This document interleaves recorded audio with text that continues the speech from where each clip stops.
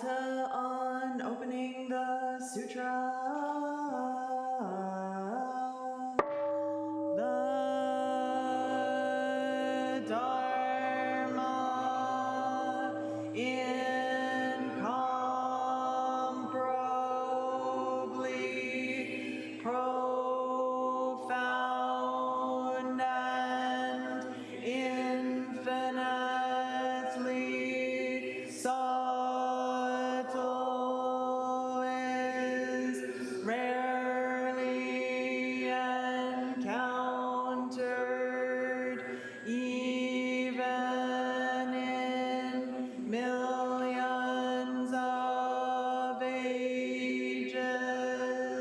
Now we see it, hear it, receive and maintain it. May we completely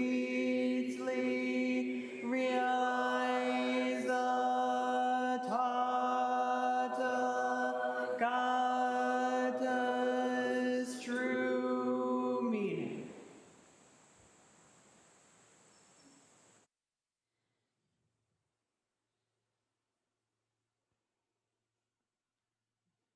Good afternoon, everybody. Friday of session. Beautiful fall day, early fall, a little hot.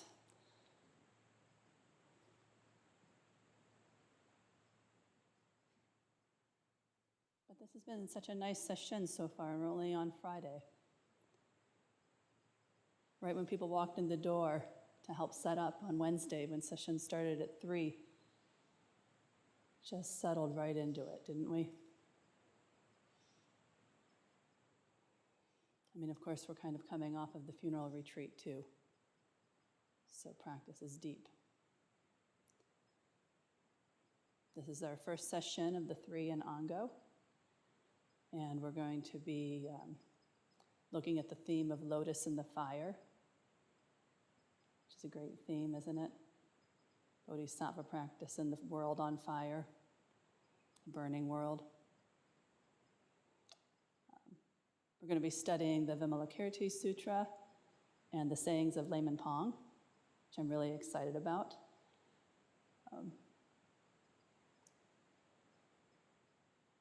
We have a lot of stories and koans in our tradition about monks and monasteries.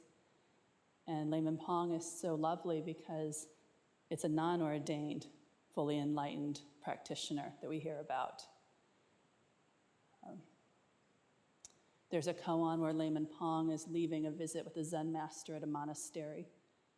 And he's done with his visit and he's going to be going on to another monastery. And the Zen master, the abbot, has him escorted to the gate by 10 of his monks.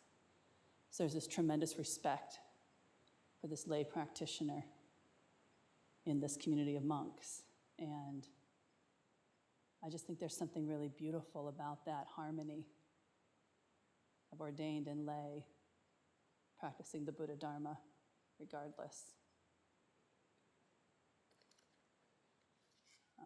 And of course we have our lay Shuso in the white robed monk, the white-robed layman, Tenzo Kosho. And did everybody feel the Dharma of lunch today? Yeah? The Dharma of chopping the carrots. The Dharma of cleaning the Brussels sprouts.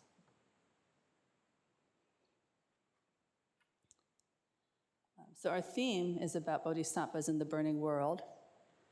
And yet when we're here at Sesshin, we're all practicing monastically, right, with this one singular focus.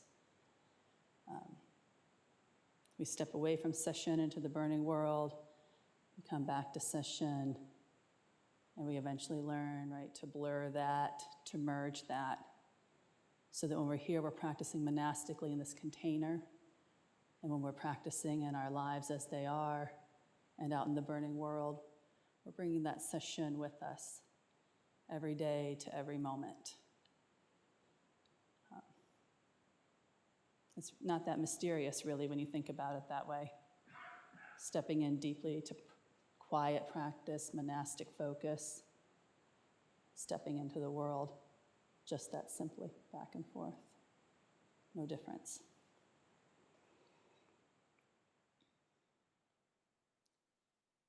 And our funeral retreat was rather monastic too. Whether you were here from the very beginning with the visitation all the way through the end of the funeral and the cleanup, whether you stepped in for a few hours of vigil or whether you practiced at home or traveling, there was this singular focus on being here in this practice with death, serving our noble friend Soke and her family.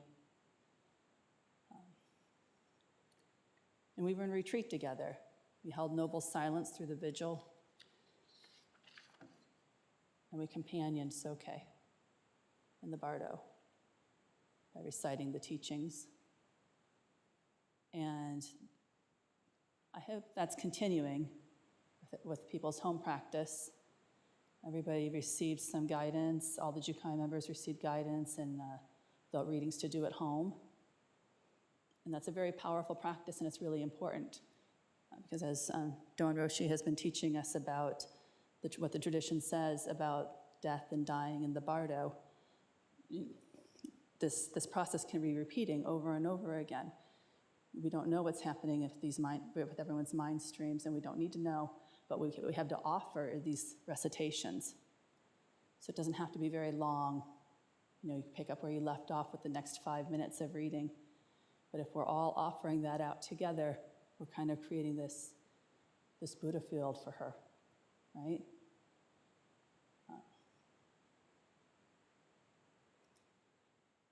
At the start of our vigil, Reverend Shokai and I removed Soke's glasses and the malas from her wrist and adjusted her white rakusu. And I was so overwhelmed with gratitude that our noble friend offered us this practice this way, that she so generously shared her death, her dying, and her transition time with us, and that we were able to practice with her. I know that was a really powerful experience for so many, and many of us are feeling very motivated to practice as we should, and very inspired. And I guess if you're not, meditate on that and think about that, because if it doesn't get your attention, nothing will. It's a pretty big deal. That's why we're here together, alone practicing at this session and every day in our lives. And so here we are on this glorious September day, alive and together. I was talking to Novice Soan the other day. I went to go visit his daughter, and we were standing up here reflecting on the vigil. I love this so much. And Soan was saying about how great it was that this is our tradition and this is how we practice together. We should be so grateful that we do this, because think about how it is on the cushion sometimes, how distractible we are in these obviously ideal conditions we've set up for ourselves. And then in the bardo, how much distraction there must be.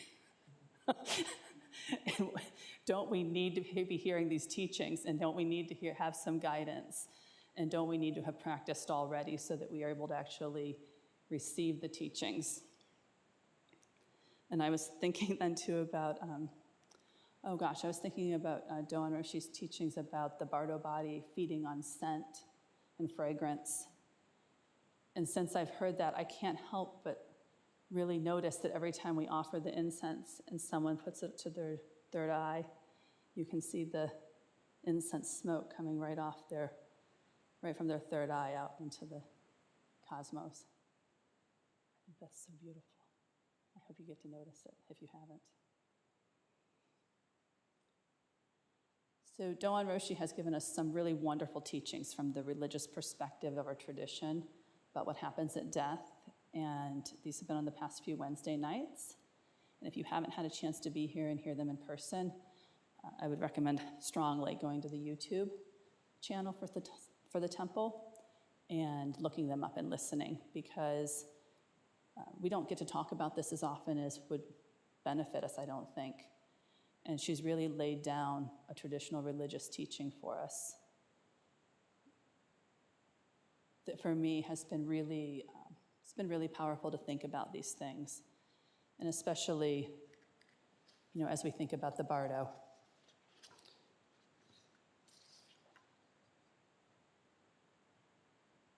And how that can motivate us for our practice now, right? On this day, this moment, this period of Zazen.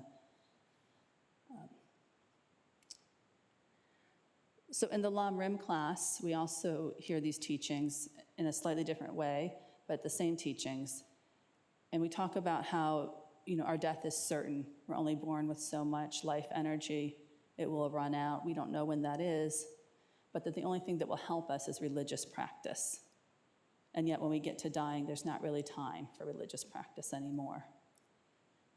So the motivation is really important.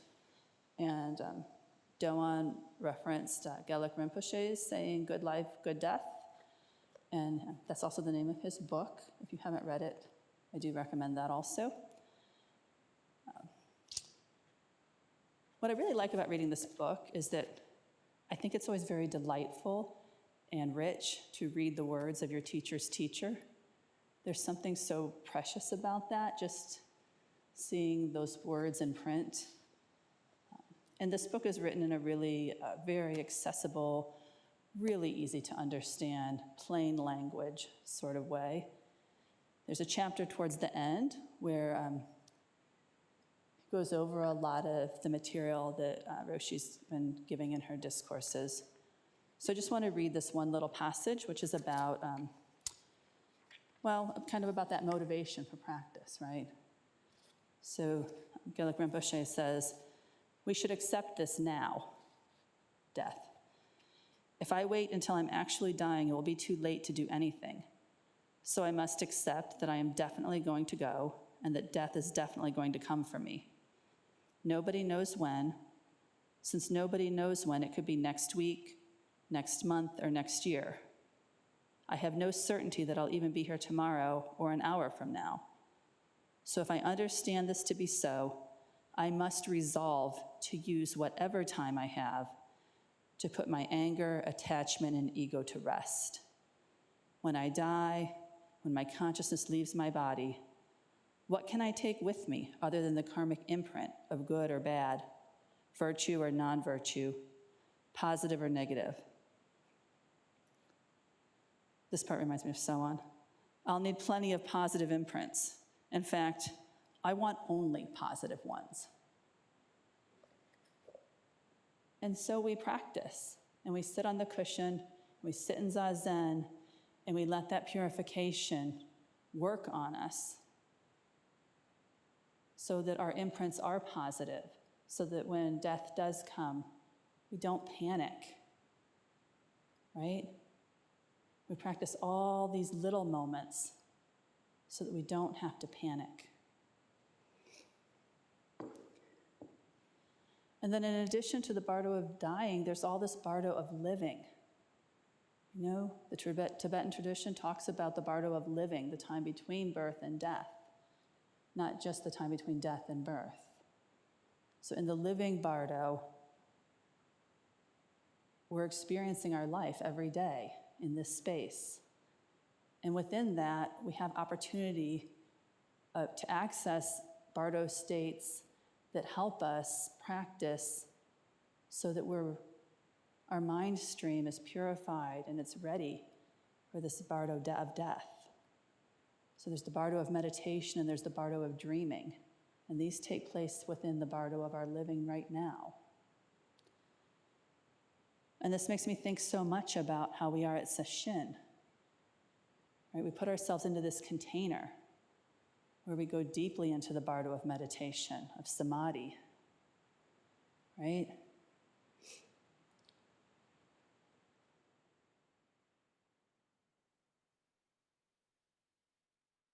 And like Doan was saying, we make our own bardo. When we sit, we're alone with our karma, just like at death. And so we come here with that commitment to going in so deeply into the bardo and sesshin. And of course, the bardo moments are everywhere, right? Some are prolonged processes, getting married, getting divorced, having a pregnancy, an illness, everything that's an intermediate state in between this and that, which is essentially everything, right? There is no other thing. These are all bardos, and the fleeting bardo of you've exhaled and you haven't yet taken the next breath. There's that moment there between every exhale and inhale. When we're born, we take that first inhale, and then when we die, that's the last exhale. So they mark these bardos of life and death, and each one in between.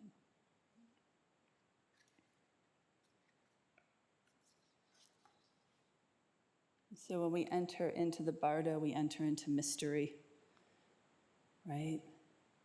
We don't know. We deeply don't know. We have the opportunity to deeply not know. We have the opportunity to embrace that beginner's mind of not knowing, that open to all possibilities. It's the good kind of not knowing.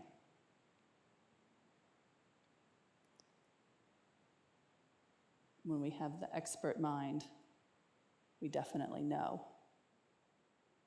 And it pretty much gets in the way, doesn't it?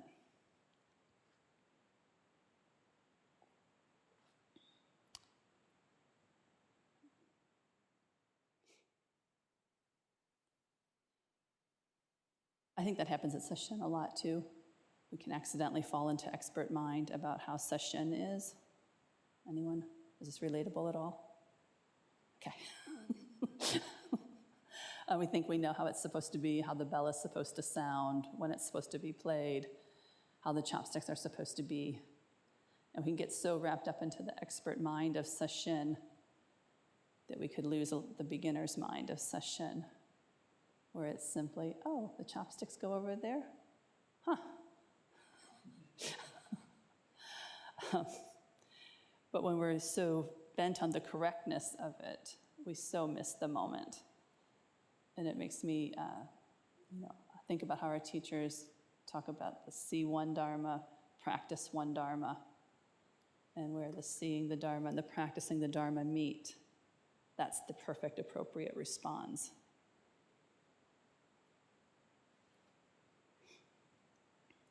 So we do this by not knowing, by practicing beginner's mind, being curious and open.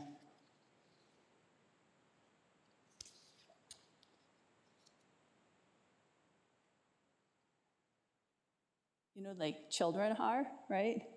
When my kids were little, we used to go on a lot of nature walks. We had a not yet Buddhist altar, which we called the nature table. And I know, right?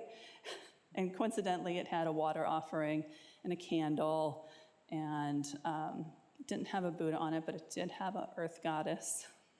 We're getting there, right? And most importantly, it had a tremendous earth offering, because we had 3 little kids under 5, under 3 really at one point, but I'm thinking about when they were 3 to 5 years old, and we would go on these walks. And they're just open to the possibility of everything they find. Can we bring this acorn home, this buckeye, this leaf, this possum skull? Everything's a possibility to them, and all of it could come in the house because they don't have any sense of, it's not correct to bring the possum skull into the house. And no one told them. Thus, the possum skull is on the altar now. So, but it's like this, right? Like you see this little treasure, this thing, and are you open to every possibility about it? And we get to practice that so exquisitely in sesshin. Actually, yesterday I was standing outside with Reverend Shokai. We were talking. This is what made me think about my kids and the nature table. we're having a conversation, a pretty intense conversation, and all of a sudden she sees these acorns on the ground, and they're probably the first acorns that have fallen because it's only September 10th or something. And she just stops what we're talking and starts picking up these acorns and like picking just the ones she wants and tossing most of them aside. And that reminded me of my children and just collecting buckets of acorns for the nature table. So we should all have that beginner's mind, open to the possibilities and not judging it, right? That's where we start to close down the possibilities, when we start the judging of ourselves. And then we again lose the beginner's mind and the not knowing practice. There's just so much earthiness in that, and the possibility of everything, getting your fingers dirty, and touching what really is.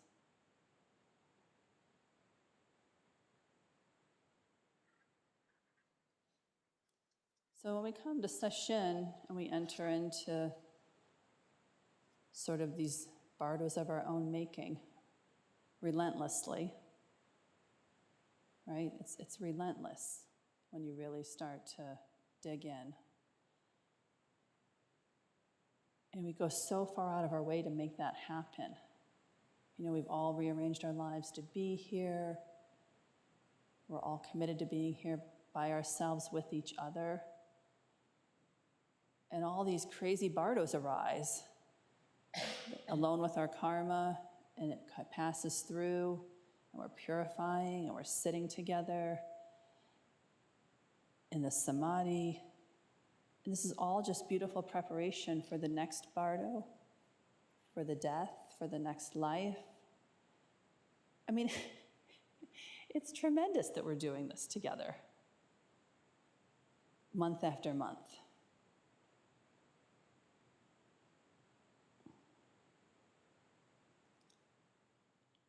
Roshi says that every time you sit on the cushion, you should die. Die to yourself, die to your identity. And in that dying, we enter the bardo. And then the bell rings, and we all stand up together. Isn't that lovely? How we move that way?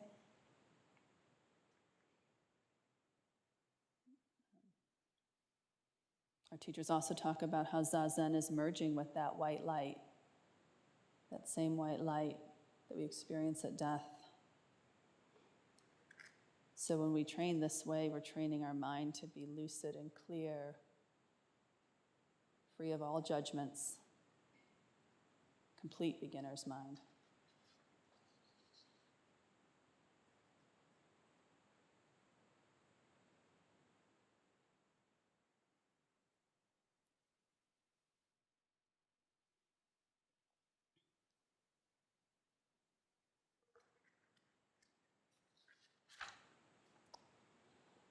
So at sesshin, when we're training in the concentration, in the zazen, like we just talked about, we're also training in that harmonization, the deep, deep harmonization, which starts as just noticing that you're the only person standing there in gasho when everybody else is in shashu, and then making the adjustment, or that everybody's on the cushion and you're off the cushion, making the adjustment.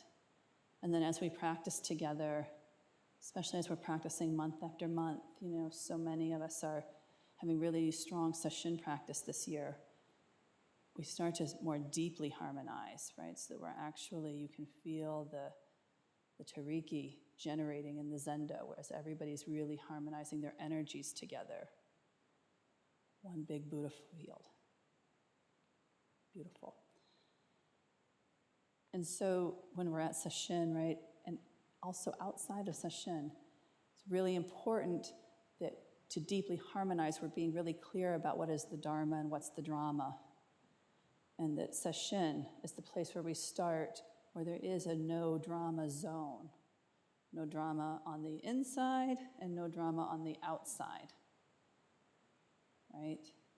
Dropping the drama at first, just for maybe the sake of sesshin. But actually, taking that out with us into the burning world. is where the practice really manifests. No drama, only dharma.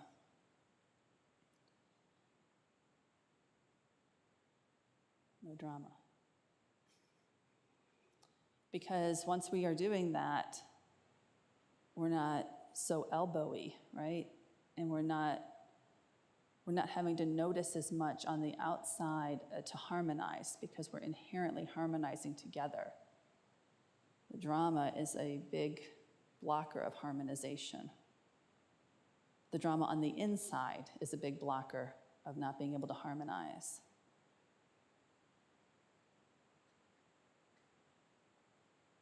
And so when we're in this deep state of concentration, we're really tuning into harmonizing with each other and with our environment, and we're digging in deeply into those bardos of meditation and samadhi.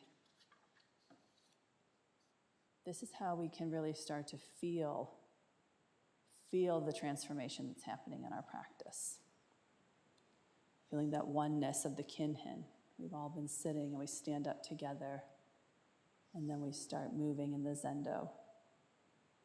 And there's such a difference, isn't there, between how fast should I walk? Am I walking the same pace as everybody? You have to notice those things as a starting point. But when we get into the depths of sesshin and we're all just moving in the zendo, and who is walking then?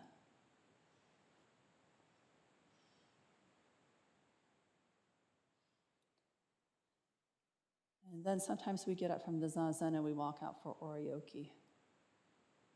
And isn't oryoki just a tremendous training ground for harmonization, for concentration, for non-judging, for beginner's mind? We had a really wonderful workshop for the Shoken students and initiates a few weeks ago. Reverend Kaishin and Shuso Kosho led us through a lot of the practice of oryoki. If you weren't there or you're not a Shoken student, it'll be out on video eventually. We're working on it. But one of the things I really got out of that workshop, in addition to learning some things about where the chopsticks actually do and don't go, was about the intensity of oryoki practice. Rishi was talking about the intensity of this practice, and I'd never thought of using that word for it. Although once he did, it was pretty clear that, yeah, oryoki is a pretty intense practice. Just speaking of bardos, right? We have all these spaces between each part of oryoki. And what are you doing with those spaces? You know? Are we looking around or thinking about the drama inside or the drama outside? Because why is that noise over there? How are we practicing in the context of this ritual and this liturgy of oryoki? And how are we harmonizing? Right? Are we rushing to have our things set up perfectly, our rectangle, and everything is just so? Are we intentionally being extra mindful and everyone is waiting because we're maybe lost in our thoughts or whatever? So there's this way of deeply harmonizing with not just the actions of the oryoki, but the energy of it, and the pacing, and the effort, the joyful effort that goes into preparing the meal, serving the meal, receiving the meal, making the offering of the whole thing.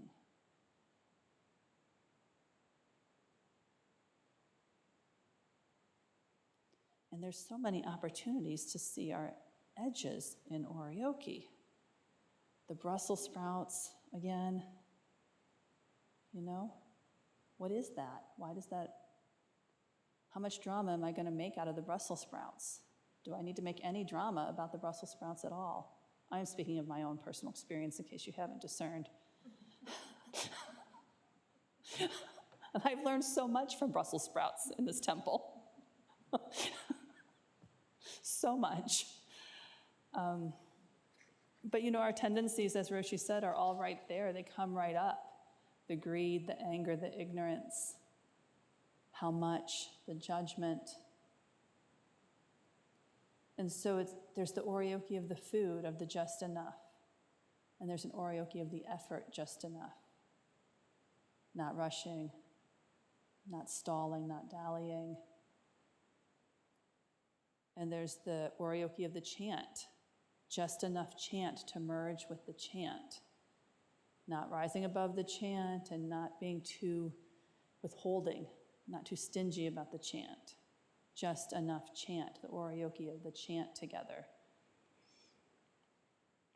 And so that's how we're deeply harmonizing, by matching those energies, by actually merging with the chant, merging with each other, merging with the Brussels sprouts.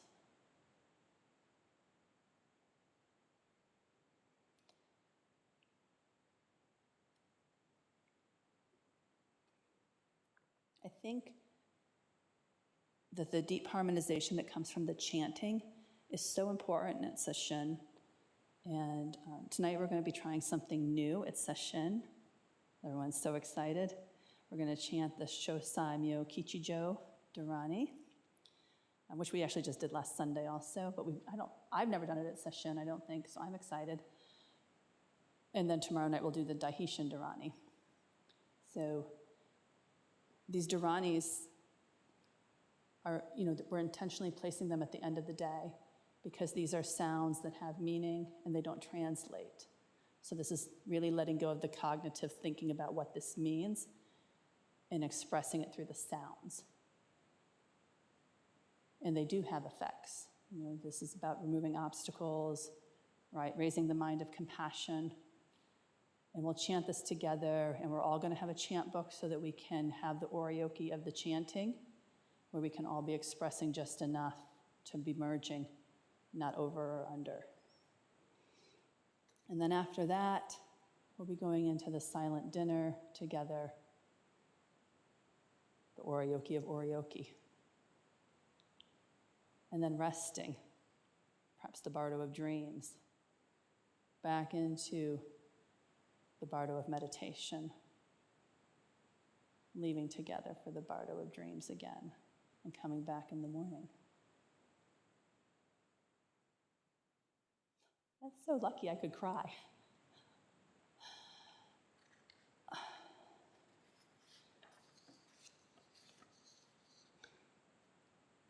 So today I heard a really great analogy from Rinsen about being at session. And this is really about harmonizing at session also. So he said you could think of your session practice like an albatross gliding over the ocean. That's beautiful. And I have raised a child with autism with a special interest in birds. So I want to share some fun facts about albatrosses, which I know off the top of my head. One type of albatross has the largest wingspan of all, and they really do glide. They only will flap their wings like once or twice every couple hours. And they can go 10,000 miles without stopping on land. But I'm actually getting to the best part, because I don't know if you know this or not, but albatrosses can also dream while they fly. They sleep and they dream. And not only that, they stay completely alert, right? So this is truly, the albatross abides in the bardo of dreaming and meditation, completely alert, in complete harmony, giving up flapping around. They don't do that. And we can do that too. We can give up the flapping and give up the trying and the striving at session. And just open our albatross wings and fly on the Dharma winds.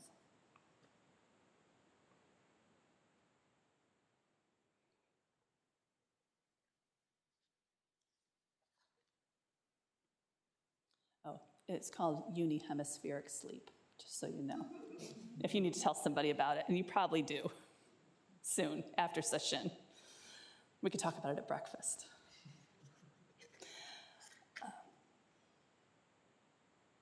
I also want to put a little plug in for the albatross session to the Tonto, maybe.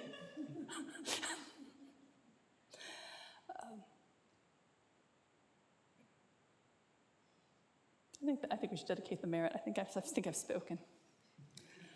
Dedicate the merit of this talk to all who will encounter the bardo with no access to calm abiding, who encounter their bardo with no exposure to the teachings, to all of those who will encounter the bardo without the benefit of practice and the benefit of noble friendship.